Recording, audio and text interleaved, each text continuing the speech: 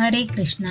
आज हम चर्चा करने जा रहे हैं चतुर्मास के अंतिम यानी पुण्य कार्तिक मास के कृष्ण पक्ष की रमा एकादशी के बारे में। भगवान श्री कृष्ण ब्रह्मवर्त पुराण में पांडव ज्येष्ठ युधिष्ठिर महाराज को एकादशी के महत्व के विषय में वर्णन करते हुए कहते हैं कि जो भी मनुष्य रमा एकादशी व्रत की कथा का श्रवण करता है उसके भी सारे पाप नष्ट हो जाते हैं और वह भी परम आनंद की प्राप्ति करने में सक्षम हो जाता है।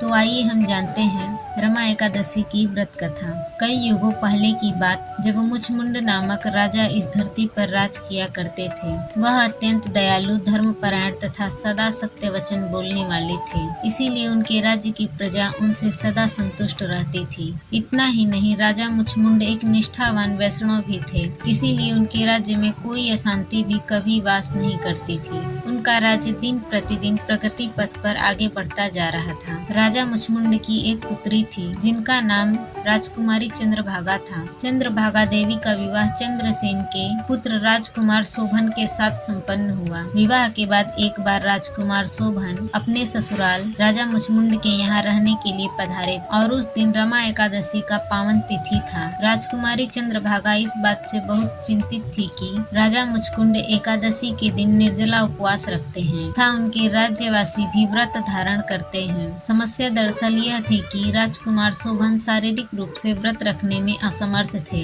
लेकिन वह राजा मुचमुंड के राज्य में ठहरे थे, इसीलिए उन्हें एकादशी के व्रत का पालन करना पड़ा, जिससे द्वादशी के दिन राजकुमार शोभन की दुर्बलता के कारण मृत्यु हो गई। एकादशी के व्रत को धारण करते हुए राजकुमार शोभन की मृत्यु हुई थी, इसीलिए उन्हें मृत्यु के पश्चात एक बड़े ही संपन्न तथा सुंदर राज्य के राजा बनने का अवसर प्राप्त हुआ। परंतु उन्होंने एकादशी का व्रत श्रद्धा पूर्वक पूरी आस्था के साथ नहीं रखा था, इसीलिए उनका राज्य चिरस्थिर नहीं था। एक बार जब एक ब्राह्मण उनके राज्य में पधारे, विस्तार से राजा शोभन ने उन्हें अपनी समस्या का वर्णन किया और अपनी पत्नी चंद्रभामा को यह संदेश ब्राह्मण के द्वारा पहुंचाया। सब कुछ जानने के बाद राजकुमारी चंद्रभागा अत्यंत प्रसन्न हुई। अपने पति से मिलने की आस लिए राजा शोभन के पास चली गई। वहां जाकर चंद्रभागा देवी ने अपनी सारी एकादशियों का फल अपने पति को अर्पण कर दिया। परिणाम स्वरूप राजा शोभन का राज्य प्रगति के मार्ग पर चलने लगा। इस प्रकार हम भी रमा एकादशी के व्रत का निष्ठावान होकर पालन कर पाते हैं तो हमारा भी उद्धार निश्चित। आप सभी को कार्तिक मास के रमा एकादशी की हार्दिक शुभकामनाएं। वीडियो में यहाँ तक बने रहने के लिए आपका बहुत बहुत धन्यवाद। वीडियो पसंद आया हो तो वीडियो को लाइक जरूर करें और चैनल पर नए हो तो चैनल को सब्सक्राइब भी अवश्य करिए।